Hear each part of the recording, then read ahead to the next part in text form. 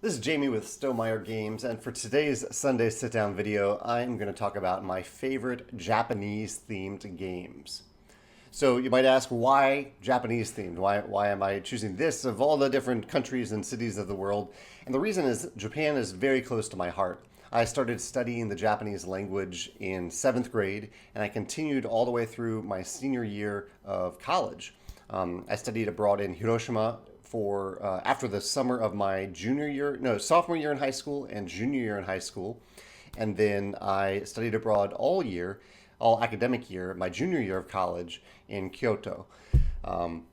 So it's just it has a very, very special place in my heart. I love the people, I love the culture, I love the traditions, and the language most of all. It feel as I'm sure some of you are bilingual if you're watching this video. I no longer am, but I was not fluent, but highly conversational while I was there. And that felt really good to be able to connect with someone in a different country in their native language rather than relying on English. So Japan, I love Japan. And you're here for games, but I just wanted to say that it means so much to me. And so I love that there are so many Japanese themed games that I get to play now that this is a huge part of my life. This hobby is a huge part of my life. So let me start out with a few games that I haven't played that might have made the list, but I haven't really played them, or at least the final versions. I played a prototype version of Bushido, but I haven't played the final version of it. I've heard great things about this two-player game. I have not played. As a kid, I did experiment a little bit with Legend of the Five Rings, but I haven't played the modern version of it, or haven't played it in years really. So I didn't put that on the list. I haven't played Shogun. I haven't played Nippon. I haven't played Ninjato, Lanterns, or Kami-sama, all of which I think are generally Japanese themed. There are also I asked for suggestions from our champions and ambassadors for this list, and they mentioned a few games like Tang Garden, which I haven't played, and Gugong, neither of which are actually Japanese themed. I believe those are Chinese themed. But they same area of the world. But I only specifically went for Japanese themed games on this list. Some other games that didn't make this list that I either own or appreciate, but didn't. I'll call them honorable mentions. Were King of Tokyo. Really, I like all these games. King of Tokyo, Kanagawa, Rising Sun, Yokohama, Honshu, Onitama, and two that I actually own, Seikatsu, which I actually really do love. This is one of my favorite three-player games, but it's really, it's right on the edge of even counting as Japanese themed. The name is certainly Japanese, but it is such an abstract game that I didn't quite want to count it for this list. Otherwise, it probably would have made the list, to be fair. Wonderful three-player game. Fantastic three-player game. And Takenoko, which I think is perfectly fine. It's very cute, but it's just more honorable mention category for me than top 10. So those are the games that won't be appearing on the top 10, and let's get to that top 10 now. Number 10, starting with number 10, is Machi Koro Legacy. This is a game that Megan and I recently played through. It's a 10-game legacy campaign. It's Machi Koro, but unraveled throughout the game in legacy format, and we had a lot of fun with it. It's very light, it's simple, but I really like the legacy elements. I have a recent video about it. Without spoiling anything, I just like how the game just progresses in little ways from game to game, and how your decisions do matter, but there's very little rules overhead. It's very light. You're just rolling dice, having fun. It works great with two players. And so if you're looking for, I think it plays up to 4, so I think it would work for a family, especially in these coronavirus times. So if you're looking for a light Japanese-themed game, campaign game, I think this is the only campaign game on the list. I would recommend this. It's my number 10. My number 9, I should remember to talk about my favorite mechanisms in these games too. My number 9 favorite Japanese themed game is the 100 Torii. And this is a special one in particular because it's published by a guy named Eduardo Baraf, who actually went to the same program in Kyoto that I did. We were in different classes there, but we were friends there. We hung out. We played some games even back in those days. This was way back in 2001. But Ed publishes this game. Ed is also a game designer and game publisher. He's not the designer of this game, but he publishes 100 Torii. And this is a really, really fun, creative tile laying game where you are basically doing everything in your power to connect symbols as far away as possible through a shared tile space, kind of like Carcassonne. You're sharing the same tile placement area of the board as everyone else. And so you're using special abilities to kind of block off the same icon so that like if I have an icon that I'm placing here and that icon is also right here, then I'll only go through, in fact right here, you're trying to go through these gates. And I really wouldn't go through any of the gates to get to that one. So you're trying to find out a way to like block that icon so that I would connect to a much farther away from icon and go through a bunch of gates to get to it. It's such a simple little mechanism, but I love how simple it is and all the clever little things you can do to put your tile, decide where to put your tile and how to block off those icons so you can separate your icons as far as possible to get the maximum benefits. Yeah, a lot of fun. I really enjoy the 100 Torii, and I would recommend it. It's my number 9 favorite Japanese themed game. My number 8 is Sushi Go, and I own a few different. In fact, this is one of the first games that I bought. This is Sushi Go. This is a very light card drafting game. This is a very early version of it, of this card drafting game, and I later on got Sushi Go Party. I actually almost prefer to pull out the original Sushi Go though, because it's so simple to pull out. You just pull it out, shuffle it up, and start playing. Where Sushi Go requires a little bit of organization, but it does offer a lot more replayability too. But this is just a pure light drafting game at its heart. It's super easy to teach. Back in my dating days before I met Megan, this was a go-to like early game to play with a date because it's so kind of cute and simple to play even with someone who's not really a gamer. I think it's great for that. And it's good light fun.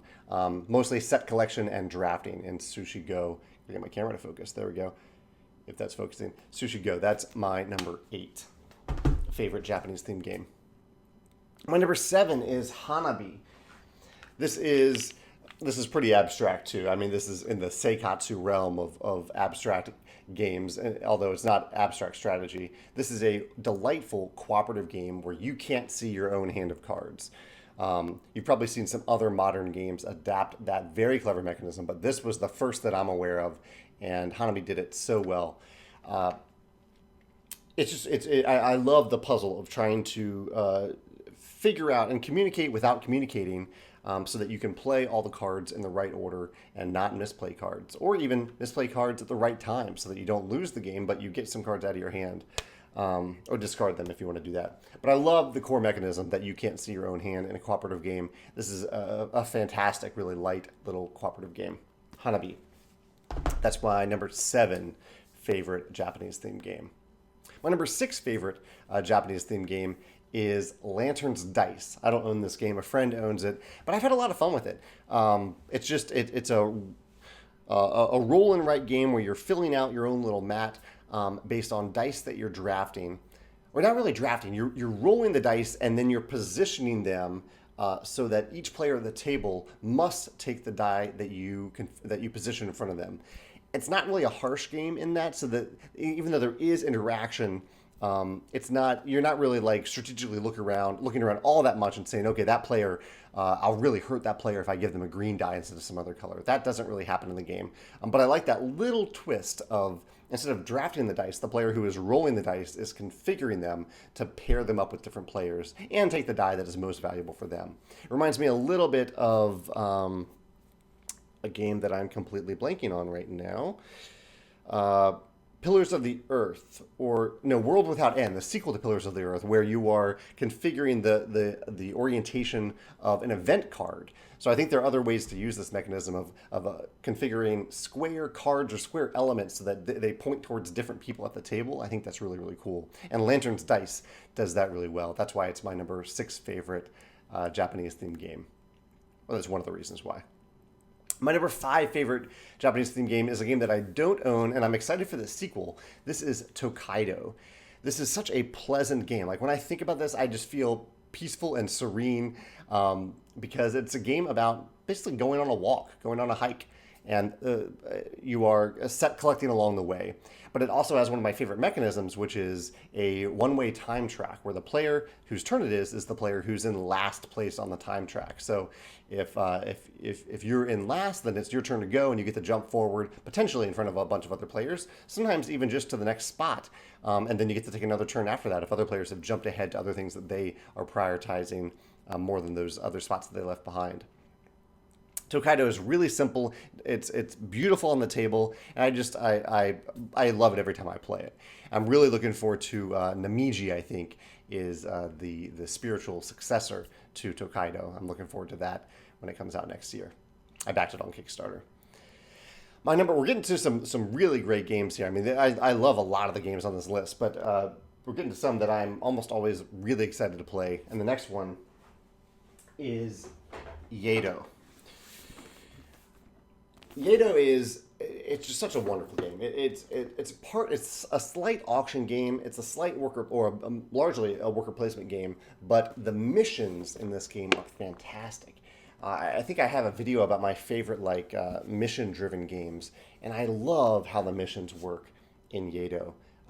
You can choose. They're over here on the board over here. You can choose the difficulty of the missions that you want to take. They range from green, which are pretty easy, to black, and most of the things that you get in this game in terms of points and coins and often even resources, while some of them do come from the worker placement, a lot of them come from the missions themselves. So you need to complete missions to get the things that you need to complete harder missions and do other things. But it's a very satisfying sense of progression. It reminds me a little bit of Lords of Waterdeep, specifically the missions where you are getting more stuff instead of just getting points.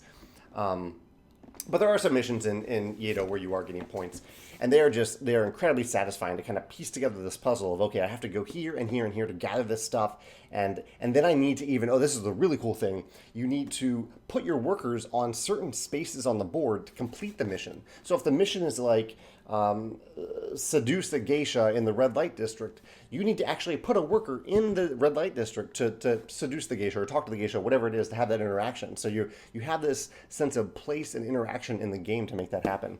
And also this game, I've brought it up a couple times in my videos, it has an instant, not necessarily win the game condition, but end the game condition, where if you kill the emperor in this game, that triggers the end of the game right away. The game doesn't usually end that way, but it can end that way. So it's kind of a shoot the moon scenario where it's a really tough mission to accomplish, but if you do, you can throw all their players off their game and have a very good chance at winning. That's a lot of exciting to go after. It's really exciting to go after that mission. As you can tell, I love this game, Yedo. The only reason it probably isn't higher on this list is that it is pretty tight. The worker placement is really, really tight, and I wonder in the new version if they loosen it up just a little bit, because there's certain action spaces that are just more valuable than others throughout most of the game. It's just pretty tight, and so it can be a little frustrating to introduce to someone new, and they may not have a great time with it. But I love playing it, especially people who also enjoy it and have a good time with it. Yedo is my number 4 game, a favorite Japanese-themed game. My number 3 favorite Japanese game, a little cheat here, a little surprise perhaps, is the Magic the Gathering set, the Kamigawa cycle. So Champions of the Kamigawa, Betrayers, and maybe Spirits of the Kamigawa. I forget the third cycle. But this was an awesome cycle, especially for someone who loves Japan. And it came out right after I got back into Magic after college. And it includes one of my favorite mechanisms in Magic ever. And that is I'm going to blank on the name of it now. I think it's like ninjutsu or something. But the basic idea, it's like a ninja style mechanism where if you have an attacker that gets through to deal damage to the opponent, you can switch out that card for a ninja from your hand, essentially. And that ninja comes into play at a much lower cost. You still have to pay a cost usually, but it comes into play at a lower cost, and it hits the opponent instead, and usually has an ability that triggers if you damage your opponent. And it's just, you get to feel really sneaky and satisfying. There are a few of them there's one that draws you a card. And that was seen as one of the best ones, because right away you could sneak in. You could get like an innocent looking a creature through to hit the opponent, and then sneak in this ninja at the last minute and have it on the table for a lower cost and deal damage right away and to get a special ability. Just really, really satisfying. That's one of many mechanisms that I really loved about this set, but Betrayers with that ninja mechanism was really, really cool. I really, really like that. And I don't know if I've seen that since, but I'd love to see that mechanism in another game, especially a game where you are deciding as a defender which creatures are damaged to let through and which ones to not let through. So yeah, that is the Kamigawa cycle for Magic the Gathering. My number 3 favorite Japanese themed game. Getting down to 2 games that I really, really love.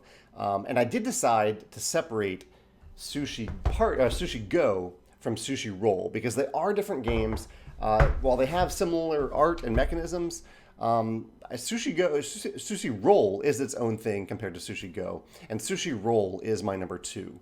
This is a game that was one of my favorite games last year. It is a dice drafting game of sorts where you're rolling these big, chunky, beautiful custom dice and drafting them as they pass around the table. So you're kind of on this a sushi conveyor belt, which is a place that I went a few times in Japan, but you can get better sushi than from a sushi conveyor belt place. But you basically, you roll the dice that are in front of you, and then you draft one of them. You pick one of them. You're not really drafting because no other players can take them. You'll pick one, you'll activate it, you'll get the benefit. And then everyone passes the remaining dice on to the next player. And then, this is the big thing that I mentioned a couple times, you get to re-roll those dice. So it's not like everyone rolls the dice once per round and then drafts them around the table, passes them around the table and drafts them. You roll the dice every time you receive them. But the dice are different. You have different colored dice that have different benefits on them. And so as you look around the table, you can see the types of dice that are going to be coming around to you, but you don't know exactly what's going to be on the dice by the time they get to you. So there's a little bit of uncertainty, a little bit of fun. Am I going to roll something that I really want? But some also open information, some agency there about making decisions now based on the types of dice that are coming around to you. It's an awesome game, really easy to teach, to play. I need to get it in my collection because I really do love it. That is Sushi Roll, my number 2 favorite Japanese themed game. My number 1 favorite, if you follow this channel for a while now, you probably know it, and that is Hanamikoji. Hanamikoji is a wonderful 2-player, mostly I cut you choose game, where you are not, there are many 2-player dueling games where you're attacking the other player. That isn't the case here. In this game, you're trying to win the favor of 7 geisha that are on the table. And there's a push and pull element to it. So it also has tug of war, which I love. I love tug of war in games. So you're trying to wrest control of these geisha, not control, but the wrest favor with these geisha opposed to the other player based on cards that you're playing from your hand. But the cards that you play are dictated by these little tiles that you are activating. You have 4 tiles. Each player has the same 4 tiles, and you are choosing when to activate these tiles during the round. You must activate all of them. One tile says, one is delete 2 cards, remove 2 cards. One says play a card but hide it. Don't show it to the opponent yet. And one is, the other 2 are I cut you choose. One is reveal 3 cards. The opponent chooses 1, you keep the other 2. The other is divide 4 cards into 2 piles of 2 cards, 2 cards, 2 cards, and the opponent chooses one of those piles as their own, and you get to keep the other one. So there's this constant interaction with the opponent where you're not attacking them, you're just kind of making these decisions based on the cards that you reveal and the order in which you activate these actions. And the opponent still has a choice. So you kind of, there's this agonizing tension in the game between what you know, what they know, what you know about your hand, what you know about that card that you've tucked away, or the cards that you've deleted. It's a mind game. It's a real mind game with the other player. And I also love that if the game does last multiple rounds, there's a specific end game trigger that can happen right away in the first round, at the end of the first round. But if the game does last multiple rounds, the favor of the geisha doesn't reset each round. So say I win the favor of like the purple geisha.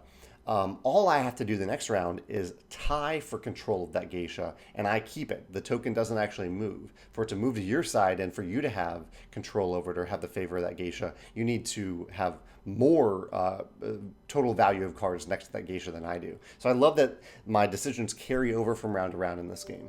It's a wonderful 2-player game. I highly, highly recommend it, and it is my number 1 favorite Japanese themed game. I've mentioned a bunch of Japanese themed games here today in the games that I haven't played in the honorable mentions in my top 10. I'd love to hear your top 3 and why they are your favorites, why you really love those games. I'd love to hear your thoughts in the comments. All right, take care.